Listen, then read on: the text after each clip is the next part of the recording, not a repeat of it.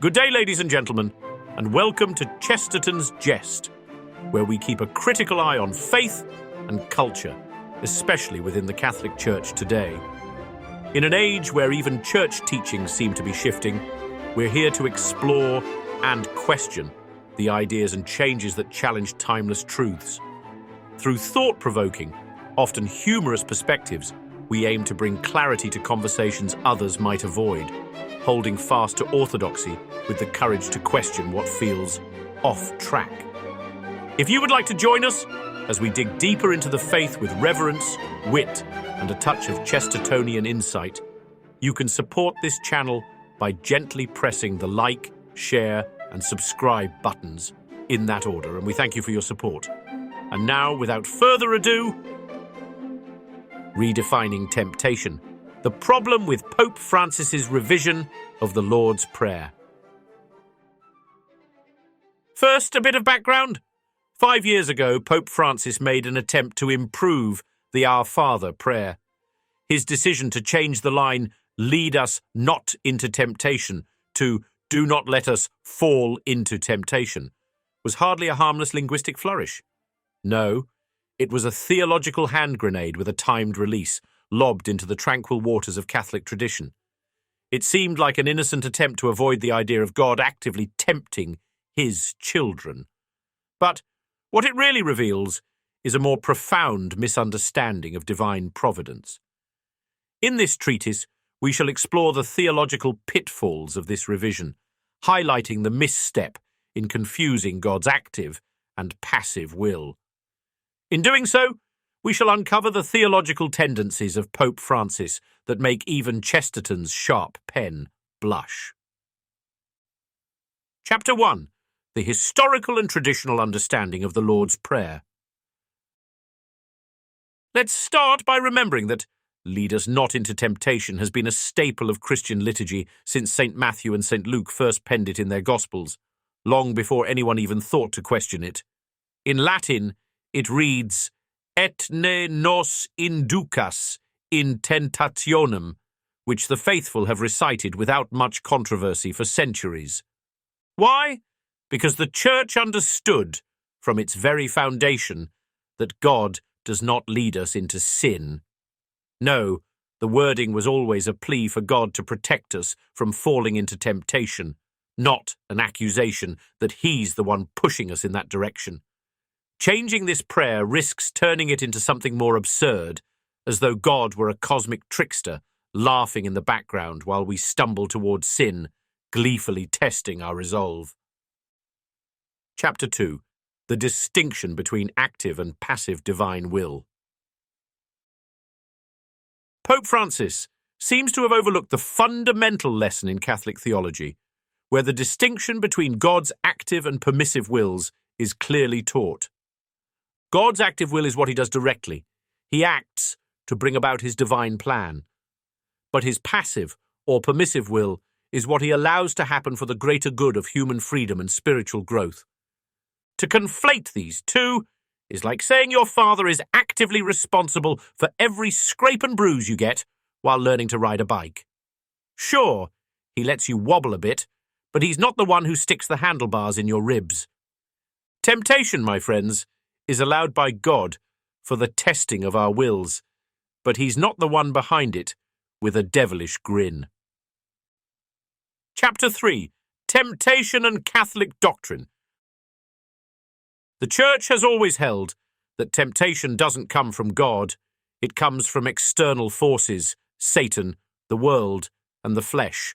For Pope Francis to suggest that God might actively lead us into temptation is like accusing a coach of throwing the ball at you so you can practice dodging it. No, temptation is part of the human experience, but it's not God's doing. James 1:13 makes it abundantly clear. Let no one say when he is tempted, "I am tempted by God," for God cannot be tempted with evil, and he himself tempts no one. So, to change the words of the prayer is to open the door to a theological mess. What next? Will we rewrite the Beatitudes to suggest that blessed are those who get to sin because they're just being tested by God? It's a slippery slope. Chapter 4. Pope Francis's attempt to clarify theological missteps. Pope Francis has said that the traditional translation implies God is pushing people into temptation.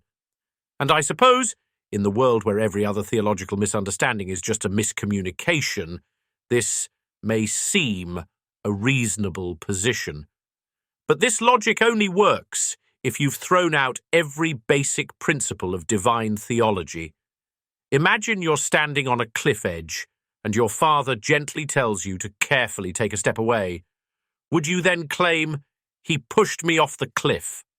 No, he's protecting you from falling. So, too, does God allow us to face temptation without being the instigator. It's one thing to be cautious. It's quite another to misread the map and think God's a troublemaker who has a score to settle. Chapter 5. The broader theological context, Pope Francis, and the question of divine relativism. Pope Francis's penchant for tweaking traditional teachings in favour of compassionate inclusivity is no secret. He's the Pope who insists that all religions can lead to God, as if Christianity is just one flavour in a cosmic ice cream parlour. This, of course, defies centuries of doctrinal teaching, where Christ alone is the way, the truth, and the life. Changing the Lord's Prayer is merely the latest move in a broader game of theological chess, where the pieces are being shuffled to accommodate modern sensibilities. It's not about clarity or orthodoxy. It's about softening the sharp edges of truth so that everyone feels welcome, even if it means dulling the very essence of the faith. You might as well rename the church Universalist Church of All Paths and get a plaque for each religion. Chapter 6. Theological and pastoral implications of the change. The pastoral effects of this change are not trivial. If the faithful begin to believe that God leads them into temptation, then they start looking for blame where none belongs. And if we can't trust God with our temptations, how can we trust Him with anything else? A theological revision like this is not just a matter of preference, it's a matter of clarity.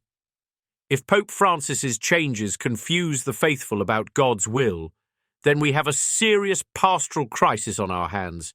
Imagine if every time you prayed, you were uncertain whether you were calling on God to help you, or whether you were accusing Him of setting a trap for you. It's a theological minefield, and it's unclear whether anyone has even noticed the detonator. Chapter 7. The conclusion. So, what are we left with?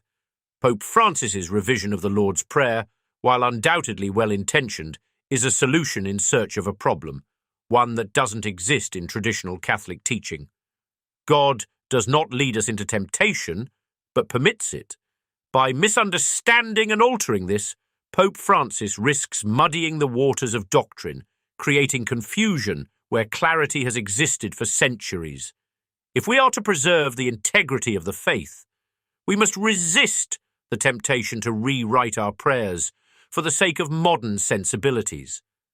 Let's not let the fashionable urge to be inclusive or pastoral blind us to the timeless truths of our faith. In the end, it's better to stick with the traditional version of the Lord's Prayer, because, as we all know, if it isn't broken, don't fix it. Thank you for watching. If you enjoyed today's video and share our passion for defending the true faith with a touch of humour, join us by following Chesterton's Jest for reflections, humour and commentary, rooted in love for the Church. Visit chestertonsjest.com to explore our graphic tees, designed to share the wit and wisdom of faith in everyday life. As Gilbert Keith Chesterton, our patron saint of paradox, once said, "Angels can fly because they take themselves lightly." So, take up the call to live with levity, to think deeply, and to jest boldly. Thanks for listening. God bless you, and may the good Lord be praised.